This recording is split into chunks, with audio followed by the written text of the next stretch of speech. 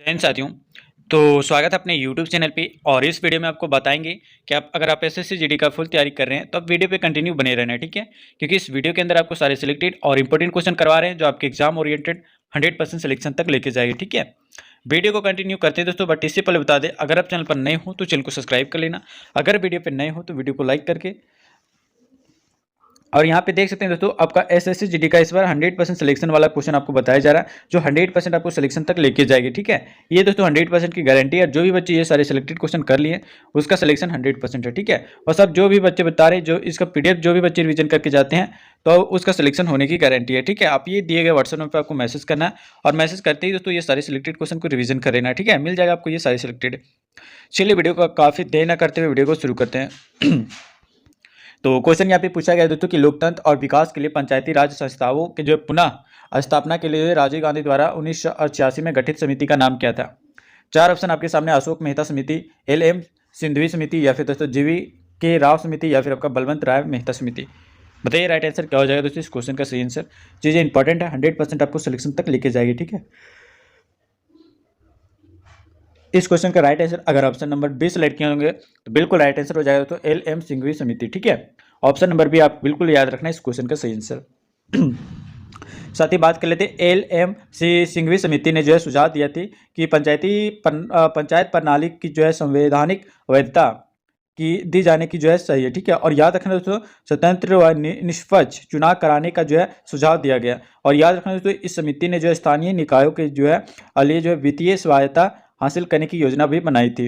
और आज यहाँ पे देख सकते हैं दोस्तों, एक आया दोस्तों आपका यो अशोक मेहता समिति। तो याद रखना दोस्तों अशोक मेहता समिति के बारे में, तो या इस समिति ने जो है दोस्तों याद रखना कि त्रिस्तरीय की जगह जो है द्विस्तरीय पंचायत के जो गठन का सुझाव दिया था। एक आता है दोस्तों आपका GV के राव समिति के बारे में बात किया जाए तो दोस्तों इस समिति का जो है मुख्य कार्य जो कि आपका ग्रामीणों के क्षेत्रों के जो है विकास और गरीबी उन्मूलन के जो है संबंधित प्रशासनिक व्यवस्था की जो है समीक्षा करना था। ये GV के राव समिति के जो है ये था, ठीक है। एक आता है तो बलवंत राय मेहता समिति, तो इसके बारे में भी आपको बता देते हैं। तो बलवंत राय मेहता समिति जो कि आप देख सकते हैं इसके बारे में, तो इस समिति ने जो है आपका त्रिस्तरीय पंचायत का जो है गठन का जो है सुझाव दिया था, ठीक है। याद रखना दोस्तों, इंपॉर्टेंट है आपके एग्जाम्स के लिए, ठीक है। आगे आते हैं और अगला क्वेश्चन दोस्तों यहाँ पे आपका पूछा गया, बताना है दोस्तों कि 1976 में 42वें संशोधन द्वारा जो है भारतीय संविधान की जो है प्रस्तावना में कौन से जो है दो शब्द जोड़े गए थे। लोकतांत्रिक और आपका गणतंत्र, और आपका धर्मनिरपेक्ष और बंधुता, और आपका न्याय और आपका स्वतंत्रता, और आपका समाजवादी धर्मनिरपेक्ष। बताइए राइट आंसर क्या हो जाएगा दोस्तों। वीडियो को अभी तक लाइक नहीं किए तो लाइक कर लेना, ठीक है। अगर आप चैनल पर नए हो तो चैनल को सब्सक्राइब करके नोटिफिकेशन ऑल पे सेलेक्ट कर लेना। आने वाला ऐसे सिलेक्टेड क्वेश्चन आपको टाइम टू टाइम मिलते रहे एसएससी जीडी से रिलेटेड। बताइए इस क्वेश्चन का राइट आंसर क्या हो जाएगा। अगर ऑप्शन नंबर डी सेलेक्ट किया दोस्तों समाजवादी और आपका धर्मनिरपेक्ष, तो आपका बिल्कुल राइट आंसर हो ऑप्शन नंबर डी। बता दें तो समाजवादी का जो अर्थ केवल जाति, रंग, पंथ और आपका लिंग, धर्म, भाषा के आधार पर जो है भेदभाव की अनुपस्थिति है, ठीक है। और याद रखना दोस्तों यहाँ पे धर्मनिरपेक्ष का नाम आया तो धर्मनिरपेक्ष का अर्थ जो होता है दोस्तों, याद रखना धर्मनिरपेक्ष का अर्थ जो होता है ये किसी धर्म विशेष का जो है पालन ना करके जो है अपितु का सभी धर्मों के जो है समान अवस्था रखना है, ठीक है। याद रखना। एक आता है दोस्तों लोकतांत्रिक के बारे में, तो याद रखना दोस्तों लोकतांत्रिक एक ऐसी प्रणाली है जिसमें जनता की जो है अपनी इच्छा से अपना प्रतिनिधि चुनती है, ठीक है। और गणतंत्र के बारे में बात किया जाए तो याद रखना दोस्तों गणतंत्र इसका अर्थ होता है कि भारत का शासन भारत की जो है जनता द्वारा चुने गए गणों द्वारा जो है भारत की जनता को जो है आधार मानकर किया जाएगा, ठीक है। एक आता है दोस्तों बंधुता के बारे में, तो याद रखना दोस्तों बंधुता ये भाईचारे की भावना होती है, ठीक है। याद रखना इंपॉर्टेंट है आपके एग्जाम्स के लिए।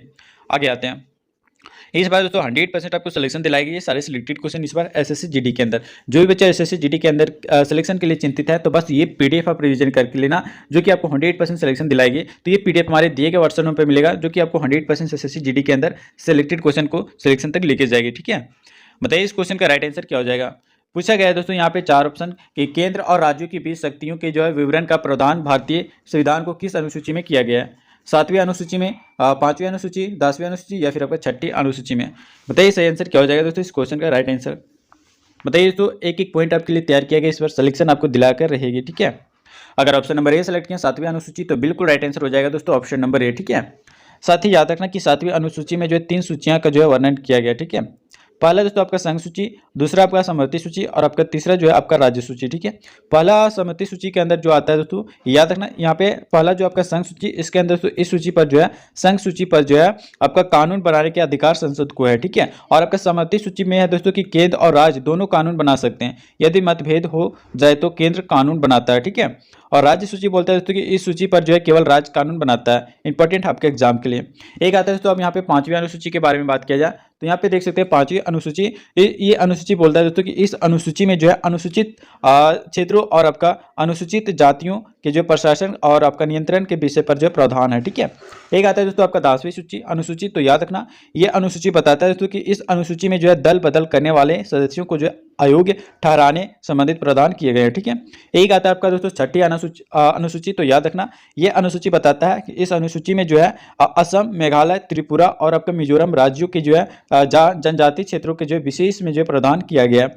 याद रखना तो सभी सूचियों के बारे में आपको बताएं। आपको वीडियो अच्छा लग रहा है तो वीडियो को लाइक कर लेना, अगर आप चैनल पर नए हो तो चैनल को सब्सक्राइब करके नोटिफिकेशन ऑल पे सेलेक्ट कर लेना, ताकि आने वाले ऐसे सिलेक्टेड क्वेश्चन एसएससी जीडी से रिलेटेड आपको टाइम टू टाइम मिलती रहेगी। ठीक है, चलिए आगे आते हैं। और अगला क्वेश्चन दोस्तों यहाँ पे आपका पूछा गया है 5वां क्वेश्चन। ठीक है, और 5वां क्वेश्चन बताइए दोस्तों इस क्वेश्चन का राइट आंसर क्या हो जाएगा। चीजें इंपॉर्टेंट है दोस्तों। नीति आयोग के पहले अध्यक्ष कौन थे, बताइए। अरुण जेटली, अमिताभ कांत, अरविंद पंगड़िया या फिर दोस्तों आपका नरेंद्र मोदी। बताइए राइट आंसर क्या हो जाएगा। चीजें इंपॉर्टेंट है, 100% आपको सिलेक्शन दिलाएगी दोस्तों। ठीक है, बताइए। अगर ऑप्शन नंबर यहाँ पे डी सेलेक्ट किए दोस्तों नरेंद्र मोदी, तो बिल्कुल राइट आंसर हो जाएगा ऑप्शन नंबर डी। याद रहे दोस्तों कि नीति आयोग का अध्यक्ष जो कि आपका भारत का प्रधानमंत्री होता है, और नीति आयोग का गठन जो कि आपका कब हुआ था दोस्तों, तो 1 जनवरी 2015 का हुआ था। ठीक है, 1 जनवरी 2015 का नीति आयोग का गठन किया गया था। और याद रखना दोस्तों ये योजना के आयोग के स्थान पर किया गया था। ठीक है, और ये भी याद रखना दोस्तों यहाँ पे कि नीति आयोग के प्रथम अध्यक्ष श्री नरेंद्र मोदी थे। ठीक है, याद रखना इंपॉर्टेंट, जितनी भी चीजें आपको बता रहे इंपॉर्टेंट है। ये नाम आया दोस्तों अरुण जेटली का, तो यहाँ पे आप देख सकते हैं अरुण जेटली के बारे में बात किया जाए तो भारत के पूर्व वित्त मंत्री कौन थे, अरुण जेटली। नीति आयोग के बारे में अगर बात आए, नीति आयोग के जो है दूसरे सीईओ कौन थे, तो अमिताभ कांत थे। ठीक है, अमिताभ कांत कौन थे दोस्तों, तो याद रखना नीति आयोग के दूसरे सीईओ थे। ठीक है, एक आता है दोस्तों अरविंद पंगड़िया, तो याद रखना दोस्तों अरविंद पंगड़िया जो कि आपका नीति आयोग के प्रथम उपाध्यक्ष भी थे। ठीक है, याद रखना इंपॉर्टेंट आपके एग्जाम्स के लिए। आगे आते हैं। और दोस्तों यहाँ पे आपका अगला क्वेश्चन पूछा गया कि निर्वाचन क्षेत्रों के परिसीमन का अधिकार किस प्रकार की बहुमत द्वारा किया जाता है। बताइए, अपूर्ण बहुमत, सामान्य बहुमत, प्रभावी बहुमत या फिर आपका विशिष्ट बहुमत। बताइए दोस्तों राइट आंसर क्या हो जाएगा इस क्वेश्चन का। इंपॉर्टेंट आपके एग्जाम्स के लिए, 100% आपको सिलेक्शन दिलाएगी ये सिलेक्टेड क्वेश्चन। ठीक है, बताइए क्या हो जाएगा दोस्तों इस क्वेश्चन का सही आंसर। 6ठा का राइट आंसर बताना है दोस्तों। अगर ऑप्शन नंबर बी सेलेक्ट किया सामान्य बहुमत, तो बिल्कुल राइट आंसर हो जाएगा ऑप्शन नंबर बी। ठीक है, साथ ही दोस्तों याद रखना कि सामान्य बहुमत से जो है तात्पर्य सदन में जो है उपस्थित सदस्य के 50% से ज्यादा सदस्यों के मत से है। ठीक है, और याद रखना दोस्तों कि इसके माध्यम से जो है किसी राज्य का जो है नाम बदलना, संसदों के जो है वेतन भत्तों में जो है संशोधन करना या फिर आपका नए राज्यों का गठन करना आदि प्रावधान किए गए हैं। ठीक है, याद रखना इंपॉर्टेंट है। एक आता है दोस्तों पूर्ण बहुमत। पूर्ण बहुमत के बारे में अगर बात किया जाए तो इस बहुमत के द्वारा दोस्तों याद रखना कि विधानमंडल और संसद और आपका सभा की जो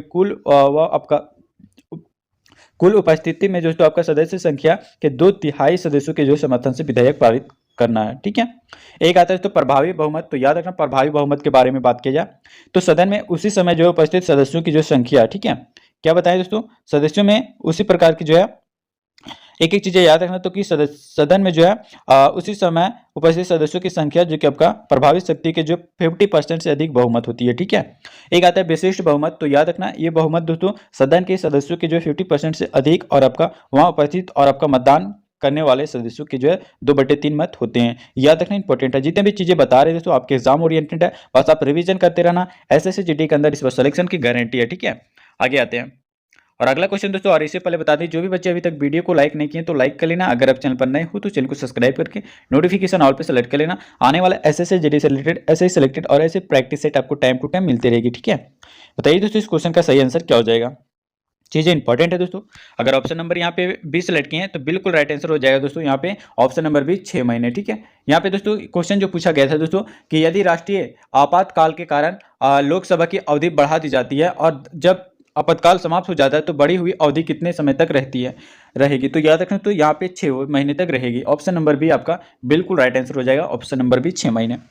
अगर बात किया जाए तो कि यदि राष्ट्रीय आपातकाल के कारण लोकसभा की अवधि बढ़ा दी जाती है और आपका जब आपातकाल समाप्त हो जाता है तो बढ़ी हुई अवधि 6 महीने होती है। ठीक है, एक आता है तो याद रखना कि आपका राष्ट्रीय आपातकाल जो कि आपका अनुच्छेद 352 के तहत होता है। और ये भी याद रखना दोस्तों कि अभी तक जो है राष्ट्रीय आपातकाल की घोषणा 3 बार हो चुकी है। ठीक है, पहले कब हुई थी दोस्तों, तो याद रखना जो कि आपका भारत और चीन का युद्ध के समय 1962 में हुई थी। दूसरा कब हुई थी दोस्तों, तो याद रखना दूसरा जो हुई थी ये भारत पाकिस्तान युद्ध के समय 1961 में 71 में हुआ था। और तीसरा जो हुआ था दोस्तों याद रखना कि आपका आंतरिक अशांति के आधार पर जो है 1975 से 1977 तक हुआ था। ठीक है, ये 3 आपका आपातकाल घोषणा हो चुका है। और याद रखना दोस्तों कि आपातकाल का जो है उपबंध जो कि आपका भारत शासन अधिनियम 1935 से जो है लिया गया है। ठीक है, और ये भी याद रखना दोस्तों कि राष्ट्रीय आपातकाल लागू होने के बाद जो है अनुच्छेद 19 में जो है दिए गए अधिकार निलंबित हो जाते हैं। ठीक है, चीजें याद रखना इंपॉर्टेंट है आपके एग्जाम्स के लिए। आगे आते हैं और दोस्तों यहाँ पे आपका अगला क्वेश्चन यहाँ पे पूछा गया है कि हमारे संविधान का जो है निम्नलिखित में से कौन सा अनुच्छेद जम्मू और कश्मीर को जो विशेष दर्जा दिए जाने से संबंधित है। अनुच्छेद 352, अनुच्छेद 356, अनुच्छेद 360 या फिर आपका अनुच्छेद 370। बताइए दोस्तों राइट आंसर क्या हो जाएगा इस क्वेश्चन का सही आंसर। अगर ऑप्शन नंबर डी सेलेक्ट किया दोस्तों अनुच्छेद 370 तो बिल्कुल राइट आंसर हो जाएगा ऑप्शन नंबर डी। ठीक है, साथ ही बता दिया जाए कि अनुच्छेद 370 जो है ये जम्मू कश्मीर के जो अधिकारों के लिए स्वायत्तता प्रदान करता है। और याद रखना तो यह एक ऐसा राज्य था जिसका अपना अलग संविधान था। 26 जनवरी 1957 को जो है जम्मू कश्मीर का संविधान लागू हुआ था। ठीक है, और ये याद रखना दोस्तों कि अनुच्छेद 352 क्या बोलता है, तो याद रखना अनुच्छेद 352 जो कि आपका राष्ट्रीय आपातकाल से संबंधित है। और 356 की बात किया जाए तो 356 जो है ये राष्ट्रपति शासन से जो है संबंधित है। ठीक है, और 360 क्या है दोस्तों, तो याद रखना 360 अनुच्छेद 360 जो है ये वित्तीय आपातकाल से जो है संबंधित है। चीजें याद रखना तो सभी से संबंधित आपको अनुच्छेद बताएं। अगर अभी भी कोई डाउट है तो आप कमेंट में बॉक्स में बता देना। ठीक है, और जो भी बच्चे इससे पहले वाले प्रैक्टिस सेट को कंप्लीट नहीं किए जाके कर लेना। ठीक है, जो भी बच्चे एसएससी जीडी को में इस बार सिलेक्शन लेने की चाहत रखते हैं और चिंतित हैं तो ठीक है बस रिवीजन करते रहना तो गारंटी आप एक भी क्वेश्चन नहीं छोड़ के आएंगे। ठीक है, बताना तो इस क्वेश्चन का राइट आंसर बताइए। पूछा गया कि श्रीमती इंदिरा गांधी द्वारा लगाए गए आपातकाल के दौरान अभिनीत किसको जो है महत्वपूर्ण और आपका बड़ी संख्या वाले जो है परिवर्तनों की जो है वजह से जो है मिनी संविधान के रूप में जाना जाता है। 42वें संविधान अधिनियम संशोधन अधिनियम या फिर आपका 44वें संशोधन अधिनियम या फिर दोस्तों आपका 74वें संशोधन अधिनियम या फिर आपका 73वें संविधान संशोधन अधिनियम। बताइए राइट आंसर क्या हो जाएगा इस क्वेश्चन का सही आंसर। चीजें इंपॉर्टेंट है, 100% आपको सिलेक्शन दिलाएगी दोस्तों, बस रिवीजन करते रहना। ठीक है, बताइए इस क्वेश्चन का राइट आंसर क्या हो जाएगा। अगर ऑप्शन नंबर ए सेलेक्ट किया दोस्तों 42वें संविधान संशोधन अधिनियम तो बिल्कुल राइट आंसर हो जाएगा ऑप्शन नंबर ए।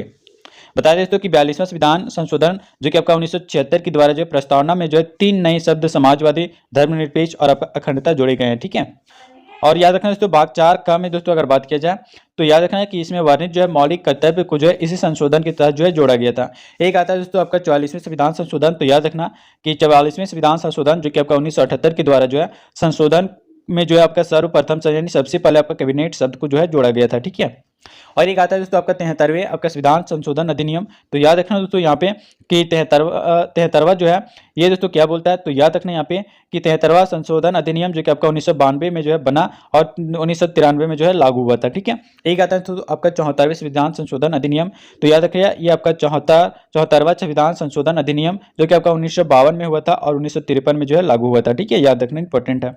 और ये भी याद रखना दोस्तों कि 73वां और 74वां संविधान संशोधन जो कि आपका ग्रामीण स्वायत्तता और आपका शहरी प्रशासन से जो है संबंधित है। चीजें याद रखना बहुत ही ज्यादा इंपॉर्टेंट बन जाता है। ठीक है, आगे आते हैं और दोस्तों यहाँ पे आपका अगला क्वेश्चन यहाँ पे पूछा गया कि भारत में राजनीतिक दलों को समानता किसके द्वारा दी जाती है, लोकसभा अध्यक्ष, चुनाव आयोग या फिर आपका विधि आयोग या फिर आपका राष्ट्रपति।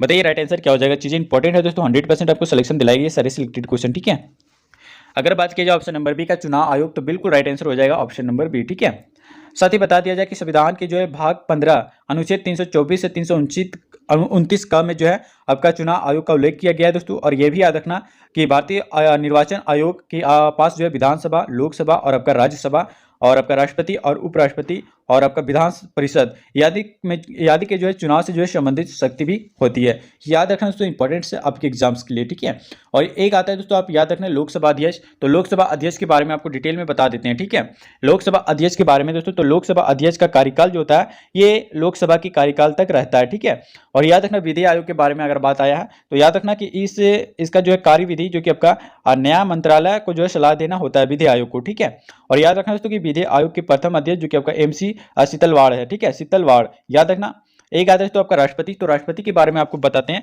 तो राष्ट्रपति जो कि आपका भारत का प्रथम नागरिक होता है दोस्तों राष्ट्रपति। और याद रखना कि संविधान में वर्णित अनुच्छेद 52 से आपका 62 तक जो है आपका राष्ट्रपति का जो है विवरण किया गया है। चीजें याद रखना, तो इतने सारे डिटेल में आपको हर कोई ना बताता है, ठीक है। इस बार आपको 100% सिलेक्शन की गारंटी दोस्तों, इसलिए आपको डिटेल में बताया जा रहा है। गारंटी आपका एक भी क्वेश्चन नहीं छूटेगा, इस बार 100% सिलेक्शन दिलाएगी ये सारे सिलेक्टेड क्वेश्चन। बस दोस्तों ये पीडीएफ को आप रिवीजन करते रहना, बस एक बार रिवीजन करके जाइएगा अपने एग्जाम सेंटर में, गारंटी आप एक भी क्वेश्चन नहीं छोड़ के आएंगे, ठीक है।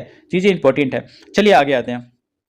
और दोस्तों यहाँ पे आपका अगला क्वेश्चन पूछा गया कि केंद्र और राज्य से जो है, केंद्र और राज्य के जो है संबंधित संबंधों के जो है निर्धारण के लिए जो बनाए गए प्रथम 3 सदस्यीय आपका आयोग की अध्यक्षता किसने की थी? बताइए दोस्तों, 4 ऑप्शन आपके सामने है। यहाँ पे ऑप्शन दिया गया दोस्तों आपका वीरपा मोइली, या फिर आपका एम पुंची, या फिर आपका बीवी राज मंत्राल, या फिर दोस्तों आपका RS सरकारिया, ठीक है, सरकारिया। बताइए राइट आंसर क्या हो जाएगा दोस्तों। चीजें इंपॉर्टेंट है, बताइए। 100% सिलेक्शन दिलाएगी दोस्तों आपके एग्जाम्स में, ठीक है। अगर ऑप्शन नंबर डी सेलेक्ट किया दोस्तों RS सरकारिया, तो बिल्कुल राइट आंसर हो जाएगा ऑप्शन नंबर डी, ठीक है। बता दिया जाए तो यहाँ पे कि RS सरकारिया के द्वारा जो है दोस्तों केंद्रीय राज्य और आपका संबंधों से पर जो 3 संसदीय आयोग की जो है अध्यक्षता की है, ठीक है।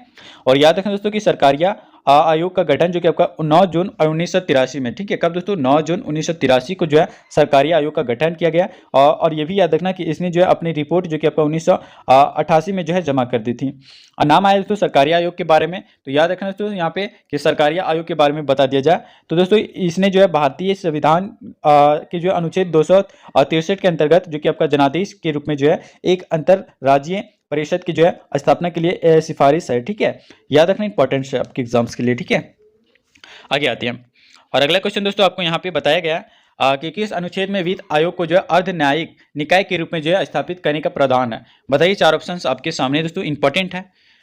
अनुच्छेद 300 में, अनुच्छेद 280 में, अनुच्छेद 101 में, या फिर आपका अनुच्छेद 279 में। बताइए तो राइट आंसर क्या हो जाएगा। चीज़ें इंपॉर्टेंट है, 100% आपको सिलेक्शन दिलाएगी, बस आप रिवीजन करते रहना। जितने भी इससे पहले प्रैक्टिस सेट करवाएं दोस्तों बस रिवीजन कर लेना, ठीक है। गारंटी आपका एक भी क्वेश्चन नहीं छूटेगा। और जो भी बच्चे अभी तक वीडियो को लाइक नहीं किए, ठीक है, तो वीडियो को लाइक कर लेना। अगर आप चैनल पर नए हो तो चैनल को सब्सक्राइब करके नोटिफिकेशन ऑल पे सेलेक्ट कर लेना। आने वाले ऐसे सिलेक्टेड क्वेश्चन आपको टाइम टू टाइम मिलते रहेगी, ठीक है। बताइए इस क्वेश्चन का सही आंसर क्या हो जाएगा।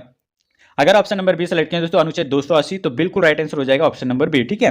बता दें कि अनुच्छेद 280 में जो वित्त आयोग के जो है गठन का प्रावधान है दोस्तों। और याद रखना कि वित्त आयोग का नाम आया है दोस्तों यहाँ पे, तो वित्त आयोग के बारे में बता दिया जाए तो वित्त आयोग का गठन जो कि आपका राष्ट्रपति 5 वर्षों के लिए जो है करते हैं, ठीक है। और दोस्तों याद रखना कि इसमें जो एक सभापति और आपका 4 सदस्य भी होते हैं, ठीक है। दोस्तों याद रखना इंपॉर्टेंट है। और ये भी याद रखना दोस्तों कि प्रथम वित्त आयोग के अध्यक्ष जो कि आपका केसी नियोगित थे, ठीक है। अनुच्छेद 300 की अगर बात किया जाए दोस्तों, तो अनुच्छेद 300 जो आपका बोलता है कि अनुच्छेद 300 वाद और आपका कार्यवाहियों से जो है आपका संबंधित है। अनुच्छेद 101 के बारे में बात किया जाए तो अनुच्छेद 101 में जो है दर्शाया गया दोस्तों कि कोई व्यक्ति संसद के जो है दोनों सदनों का सदस्य नहीं हो सकता है। एक आता है अनुच्छेद 279, तो याद रखिएगा दोस्तों अनुच्छेद 279 जो कि आपका शुद्ध आय की जो है गणना से जो है संबंधित है। याद रखिएगा दोस्तों, इंपॉर्टेंट है आपके एग्जाम्स के लिए, ठीक है। आगे आते हैं। और अगला क्वेश्चन दोस्तों यहाँ पे आपका पूछा गया, बताना कि नीति आयोग के अध्यक्ष कौन है। बताइए तो प्रधानमंत्री, वित्त सचिव, या फिर आपका कैबिनेट सचिव, या फिर आपका वित्त मंत्री। बताइए दोस्तों क्या हो जाएगा इस क्वेश्चन का राइट आंसर। नीति आयोग के अध्यक्ष कौन है। चीजें इंपॉर्टेंट है दोस्तों, 100% आपको सिलेक्शन दिलाएगी, ठीक है। अगर ऑप्शन नंबर ए सेलेक्ट किया तो प्रधानमंत्री, तो बिल्कुल राइट आंसर हो जाएगा ऑप्शन नंबर ए, ठीक है। नीति आयोग के अध्यक्ष प्रधानमंत्री होते हैं। याद रखना दोस्तों इंपॉर्टेंट है। और साथ ही बता दिया जाए इस क्वेश्चन का राइट आंसर के बारे में, तो नीति आयोग का जो कि आपका अध्यक्ष प्रधानमंत्री होते हैं, ठीक है। आगे आते हैं। और दोस्तों यहाँ पे आपका अगला क्वेश्चन यहाँ पे पूछा गया कि राज्य चुनाव आयुक्त की जो है नियुक्ति कौन करता है। 4 ऑप्शन आपके सामने दोस्तों, मुख्य चुनाव आयुक्त, मुख्यमंत्री, और आपका राष्ट्रपति, या फिर आपका राज्यपाल। बताइए सही आंसर क्या हो जाएगा इस क्वेश्चन का। अगर ऑप्शन नंबर डी सेलेक्ट किया दोस्तों तो बिल्कुल राइट आंसर हो जाएगा राज्यपाल, ठीक है। याद रखना इंपॉर्टेंट ऑप्शन नंबर डी, ठीक है। बता दिया जाए दोस्तों कि राज्यपाल का पद जो कि आपका अनुच्छेद 153 के अंतर्गत एक संवैधानिक पद है, ठीक है। और याद रखना दोस्तों राज्यपाल का जो कार्यकाल जो कि आपका 5 वर्षों तक होता है। और यह भी याद रखना दोस्तों कि राज्यपाल जो कि आपका राष्ट्रपति के प्रसाद पर्यंत कार्य करते हैं, ठीक है। एक ही व्यक्ति दोस्तों, याद रखना एक ही व्यक्ति जो कि आपका 2 या 2 से अधिक राज्यों के लिए राज्यपाल चुना जा सकता है। और याद रखना दोस्तों कि राज्यपाल जो कि आपका अपना जो है त्यागपत्र जो कि आपका राष्ट्रपति को ही देता है। चीजें याद रखना दोस्तों, ठीक है। और याद रखना दोस्तों कि मुख्य चुनाव आयुक्त जो कि आपका बात किया जाए यहाँ पे मुख्य चुनाव आयुक्त के बारे में, तो याद रखना दोस्तों कि मुख्य चुनाव आयुक्त की जो नियुक्ति राष्ट्रपति ही करता है, जिसका कार्यकाल दोस्तों 6 वर्ष या फिर आपका 65 वर्ष तक आयु तक होता है। एक आता है दोस्तों मुख्यमंत्री सरकार, तो याद रखना दोस्तों यहाँ पे मुख्यमंत्री का नाम आया है, तो मुख्यमंत्री राज्य सरकार की जो है आपका मंत्री परिषद का प्रमुख होता है, ठीक है। और याद रखना दोस्तों राष्ट्रपति का नाम आया है तो राष्ट्रपति के बारे में भी आपको बता देते हैं कि राष्ट्रपति जो होता है ये आपका कार्यपालिका, न्यायपालिका और आपका विधायिका का जो है प्रमुख होता है। कौन? राष्ट्रपति। चीजें याद रखना तो इंपॉर्टेंट है। आगे आते हैं और इस वीडियो का लास्ट क्वेश्चन होगा, आपको कमेंट बॉक्स में बताना है तो इस क्वेश्चन का सही आंसर क्या हो जाएगा। ठीक है, बताना तो कि वर्ष 1987 में जो है किस संवैधानिक संशोधन अधिनियम के तहत जो है गोवा को विधानसभा युक्त पूर्ण राज्य बनाया गया था और दमन और दीव को जो है केंद्र शासित प्रदेश के रूप में जो है गठित किया गया था। बताइए दोस्तों कौन से संविधान संशोधन अधिनियम के तहत? 56वें, 55वें, 52वें या फिर आपका 97वें? बताइए राइट आंसर क्या हो जाएगा इस क्वेश्चन का। चीज इंपॉर्टेंट है दोस्तों, 100% आपको सिलेक्शन दिलाएगी। ठीक है, बताइए इस क्वेश्चन का राइट आंसर क्या हो जाएगा। अगर ऑप्शन नंबर ए सेलेक्ट किया दोस्तों 56 में तो बिल्कुल राइट आंसर हो जाएगा दोस्तों ऑप्शन नंबर ए। ठीक है, बता दिया जाए दोस्तों यहाँ पे कि 56वां संविधान संशोधन जो कि आपका 1987 के तहत दोस्तों गोवा को जो पूर्ण राज्य का जो है दर्जा दिया गया था और दमन और दीव को जो है नए केंद्र शासित प्रदेश के रूप में जो है गठित भी किया गया था। ठीक है, 56वें संविधान संशोधन अधिनियम के तहत। और याद रखना दोस्तों यहाँ पे 55वें संविधान संशोधन अधिनियम, तो याद रखना दोस्तों यह जो है आपका संशोधन जो कि आपका 1986 के में जो है पारित हुआ और जिसमें अरुणाचल प्रदेश को जो है राज्य बनाने के लिए जो अनुच्छेद 371 जोड़ा गया था। ठीक है, एक आता है तो 92वें संविधान संशोधन अधिनियम, तो याद रखना कि यह जो है अब संशोधन जो कि आपका 1985 में पारित हुआ था और इस संशोधन से दोस्तों याद रखना आपका दल बदल विरोधी कानून बनाया गया था। ठीक है, याद रखना इंपॉर्टेंट है। एक आता है तो 97वें संविधान संशोधन अधिनियम, तो यह दोस्तों आपका 1987 में जो आपका पारित हुआ था। ठीक है, याद रखना इंपॉर्टेंट है। और साथ ही बता दें कि जो भी बच्चे अभी तक वीडियो को लाइक नहीं किए तो लाइक कर लेना, अगर आप चैनल पर नए हो तो चैनल को सब्सक्राइब करके नोटिफिकेशन ऑल पे सेलेक्ट कर लेना। अगर आप एसएससी जीडी का फुल तैयारी कर रहे हैं तो आप ये इसके लिए रामबाण सेलेक्टेड आपको बताया जा रहा है और इससे पहले जितने भी प्रैक्टिस सेट नहीं करवाएं दोस्तों, जो भी बच्चे नहीं किए जाके कर लेना, आपके एग्जाम्स के लिए रामबाण है। ठीक है, बस रिवीजन करके जाना है तो एक भी क्वेश्चन आपको नहीं छोड़ के आएंगे, सिलेक्शन की गारंटी बस। ठीक है, जो भी एक्स्ट्रा चीजें बताया जाता है बस आपको अच्छे से माइंड में रखना है। ठीक है, एक्स्ट्रा चीजें आपको ध्यान में रखिएगा तो अभी आपको सिलेक्शन तक लेके जाएगी। ठीक है, बताइए दोस्तों इस क्वेश्चन का राइट आंसर क्या हो जाएगा। ठीक है, चलिए तो मिलते हैं फिर किन्हीं नेक्स्ट वीडियो में नेक्स्ट प्रैक्टिस सेट के साथ। और इससे पहले बता दें कि जो भी बच्चे ये सारे सिलेक्टेड क्वेश्चन का एक बार अगर पीडीएफ लेना चाहते हैं, रिवीजन करके सिलेक्शन लेना चाहते हैं तो आप ये दिए गए व्हाट्सएप नंबर पर मैसेज कर लेना, बस रिवीजन करके जाना दोस्तों। गारंटी ये सिलेक्टेड क्वेश्चन का सिलेक्टेड पीडीएफ आपको 100% सिलेक्शन तक लेके जाएगी एसएससी जीडी के अंदर। ठीक है, तो जो भी बच्चे को चाहिए दिए गए व्हाट्सएप नंबर पर आपको मैसेज कर लेना और मैसेज करते ही दोस्तों ये पेड पीडीएफ है जो कि आपको 100% सिलेक्शन तक लेके जाएगी। ठीक है, मिलते हैं दोस्तों फिर किन्हीं नेक्स्ट वीडियो में, तब तक के लिए जय हिंद, वंदे मातरम।